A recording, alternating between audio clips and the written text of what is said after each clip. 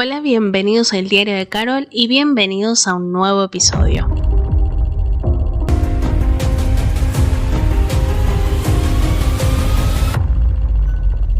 Hoy vamos a viajar a un universo lleno de acción, imaginación y mucha tinta. Imagina esto, estás en Nueva York, en una pequeña oficina editorial de los años 60. Afuera, los taxis amarillos tocan la bocina, el ritmo de la ciudad no se detiene y adentro un hombre delgado con bigote escribe con pasión. Lo hace con el corazón en la mano, sin saber que está a punto de cambiar el mundo del entretenimiento para siempre. Stanley Martin Lieber, más conocido como Stan Lee. La mente brillante que dio vida a Spider-Man, Iron Man, los X-Men y mucho más. Pero su historia va más allá de los superpoderes. Es una historia de sueños, esfuerzo y una conexión increíble con los lectores. Stan nació en 1922 en Nueva York, hijo de inmigrantes rumanos, creció en plena Gran Depresión, lo cual marcó mucho su visión del mundo. Su familia apenas tenía para comer y eso le dio un gran sentido del deber y la responsabilidad desde muy chico. Vivió una infancia humilde en un pequeño departamento en el Bronx, donde compartía habitación con su hermano Larry. Desde chico se refugió en los libros y en el cine. Amaba las historias de aventura, las series de acción, las películas de Errol Flynn, lo que más tarde influenciará la forma en la que escribía a sus personajes, con drama, humor y una pizca de romanticismo. También le gustaban los héroes valientes con capa, pero también soñaba con escribir una gran novela americana. Con tan solo 17 años, en el año 1939, entró a trabajar en Timely Comics, una editorial que más adelante se convertiría en Atlas Comics y luego en Marvel Comics en los años 60. Empezó desde abajo. Rellenaba tinteros, corregía textos y hacía café. Pero también observaba, aprendía y se empapaba del mundo del cómics. Y poco a poco comenzó a escribir sus propias historias. Su primera historia publicada fue en 1941, cuando tenía solo 19 años y fue nada menos que una edición del Capitán América. Durante los años 50 los cómics perdieron popularidad, el público se volcó más a la televisión y los superhéroes dejaron de ser tan cool. Stan, ya con varios años en la industria, se sentía estancado, incluso pensó en renunciar. Pero entonces su esposa Joan le dio un consejo clave. Si vas a dejarlo, antes escribí el cómics que vos querés leer. Hacé uno a tu manera.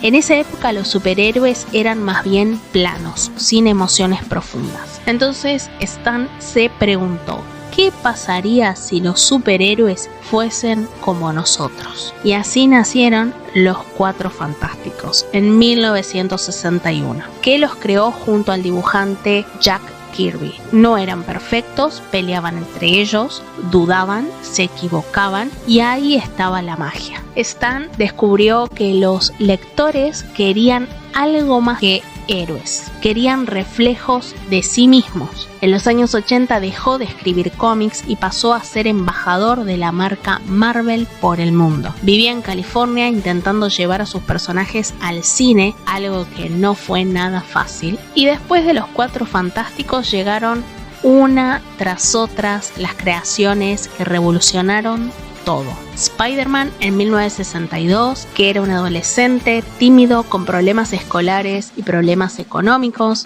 Hulk, un científico atormentado por su lado oscuro que se inspiró para crearlo en el Dr. Jekyll y Mr. Hyde, también en Frankenstein. Stan quería crear un personaje que la gente le temiera, pero que también sintiera un poquito de pena por él. Thor, un dios con conflictos familiares. Daredevil, un abogado no vidente que lucha contra la injusticia. Y los X-Men, jóvenes marginados, diferentes e incomprendidos. Tony Stark, basado en Howard Hughes, un inventor excéntrico, millonario y piloto real. Stan lo veía como el tipo de persona brillante y arrogante que podría convertirse tanto en héroe como en villano.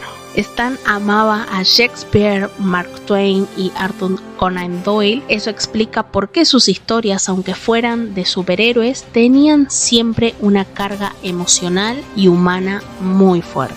Era fan de las novelas pulp, que para quien no sabe qué son las novelas pulp, es un tipo de ficción popular que su característica principal es tener un estilo narrativo rápido con temas de interés general apasionantes, y el término pulp se aplica o se refiere a un formato de encuadernación bastante barato. Es una novela que se hace de gran tirada a bajo costo para que justamente cualquiera pueda acceder a ella. Eso influyó mucho en el tono épico y exagerado de algunos de sus personajes. Stan Lee no solo creaba personajes, creaba metáforas, porque él decía que los superhéroes eran metáforas de nuestras luchas internas. Los X-Men, por ejemplo, hablaban de la discriminación y el miedo al diferente. Spider-Man mostraba que cualquiera puede ser héroe, incluso alguien con dificultades. También convirtió a Nueva York en el epicentro de su universo. Todos los héroes vivían ahí, lo que hacía que los lectores sintieran que eso podía estar pasando justo en su ciudad. Eso hizo que sus historias conectaran con jóvenes, adultos, hombres, mujeres. Todos encontraban algo que los representaba. Cada personaje, además, era un reflejo de las tensiones sociales, políticas y culturales de la época. Aunque tuvo una relación creativa muy poderosa con Jack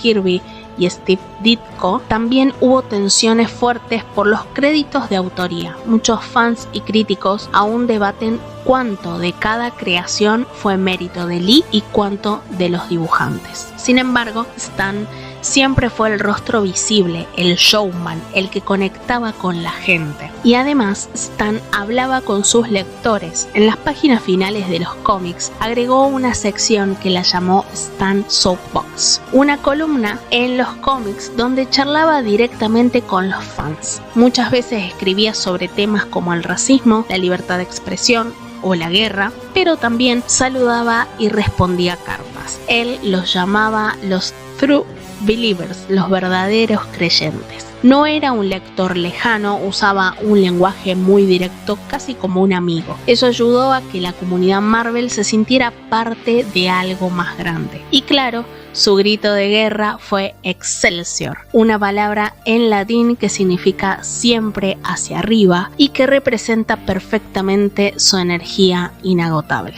Marvel en los años 90 estaba casi en ruinas. Había una saturación de cómics, malas decisiones empresariales y encima la industria entera estaba en declive. En 1996 la empresa se declaró en bancarrota. Y para sobrevivir, Marvel vendió los derechos de sus personajes más populares. Spider-Man lo vendió a Sony, X-Men y los Cuatro Fantásticos los vendió a Fox y Hulk a Universal. Eso fue durísimo para los fans, pero también una estrategia que sin saberlo iba a abrir camino a algo más grande. En los 2000, la industria cinematográfica empezó a apostar fuerte por los superhéroes, pero Marvel no tenía el control de sus personajes más conocidos. Entonces, ¿qué hizo?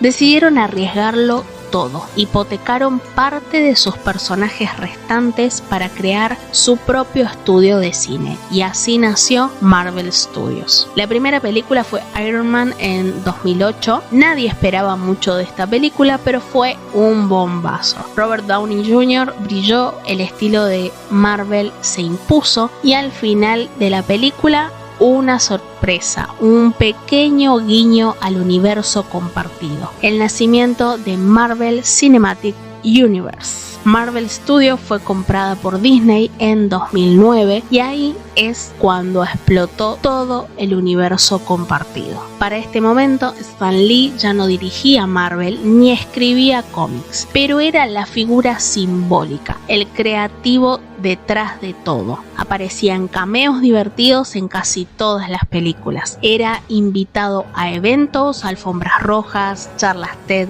universidades. Firmaba autógrafos como una leyenda viviente. Incluso inspiró a personajes animados en su honor, como por ejemplo en Grandes Héroes en 2014, Stan Lee aparece como el papá de Fred, uno de los miembros del equipo. Al final de la película hay una escena post-crédito donde Fred descubre un retrato de su padre y luego aparece Stan Lee mismo como el personaje animado. Su carisma, su amor por los fans y su humildad lo convirtieron en alguien muy querido y particular. Usó el seudónimo Stan Lee porque quería guardar su verdadero nombre para escribir una novela literaria seria, pero nunca la escribió. Apareció en todas las películas de Marvel hasta después de su muerte incluso, y siempre apareció como un cameo o saludando o manejando un colectivo o vendiendo hot dogs. Pero también apareció en otras películas, como por ejemplo tuvo un cameo en El diario de la princesa 2, una película que nada tiene que ver con Marvel. Apareció en Los Simpson, en Big Bang Theory, en Agentes de S.H.I.E.L.D. y como tenía una voz inconfundible también le puso a voz a algunos personajes, como por ejemplo en Phineas y Ferb. Fue clave para que los cómics dejaran de ser vistos como cosas de chicos y pasaran a considerarse un arte narrativo. También fue pionero en hablar de temas como drogas, racismo o guerra desde las viñetas, en épocas en donde eso estaba mal visto. Introdujo lo que se llamó el estilo Marvel, que consiste en que él escribía una sinopsis general y dejaba que el dibujante interpretara gran parte de la acción, y luego Stan volvía para agregar los diálogos. Esto permitía mucha creatividad conjunta entre él y sus dibujantes. Fue productor, guionista y hasta animador de televisión. En los años 80 y 90 intentó llevar el universo Marvel a otros medios, aunque no siempre tuvo éxito hasta que llegaron las películas de Marvel Studios. En los años 90 todavía trabajaba activamente, daba charlas, escribía y tenía presencias en las redes sociales. Y un detalle o un gesto que él tenía en sus convenciones, cuando alguien le decía gracias por cambiarme la vida, él siempre respondía: no fui yo, fuiste vos, yo solo te di una historia, vos elegiste cómo vivirla. En los últimos años tuvo algunas controversias legales por manejo de dinero y derechos de imagen, pero a pesar de eso el público lo siguió queriendo y reconociendo como una figura clave e importante. Falleció en 2018 a los 95 años, dejando un vacío gigante en el mundo geek, pero también una cantidad de homenajes y tributos interminables. Por ejemplo, en Avengers Endgame, su último cameo, que fue una versión joven suya. Marvel Studios siempre incluye alguna referencia de él, ya sea un póster, una frase, un personaje secundario que lo homenajea. Muchos guionistas actualmente dicen que escriben con la voz de Stan en la cabeza. Stan Lee fue mucho más que un guionista, fue un soñador que hizo que millones también soñaran. Él decía: no escribo para chicos, escribo para ese niño que hay dentro de cada adulto. Nos enseñó que los héroes pueden tener miedos, inseguridades, heridas, pero que igual pueden hacer el bien. Él solía decir que la persona que ayuda a otros simplemente porque debe o puede hacerlo y no busca reconocimiento, esa realmente es una persona con superpoderes. Nos recordó que ser diferente no es una debilidad, sino una fortaleza. Y sobre todo nos dejó una enseñanza que atraviesa generaciones. Con gran poder viene una gran responsabilidad. Gracias por escuchar este episodio. Si te gustó, compartilo con alguien que ame los cómics, mundo Marvel o simplemente las buenas historias. Te invito a que me sigas en mis redes sociales, Instagram, TikTok, YouTube, Spotify. En todas me encontrás como El Diario de Carol. Si esto lo escuchaste desde Spotify o alguna otra plataforma, deja tu calificación, tu comentario. Si te gustó, ¿qué otro podcast te gustaría que haga? ¿Qué otra historia te gustaría que cuente? Si lo estás viendo en YouTube, deja tu me gusta y obviamente seguime. Y recordá, no tenés que trepar paredes ni volar para ser el héroe de tu vida. Nos vemos en un próximo episodio y, como diría Stan Lee, Excelsior. Chau, chau.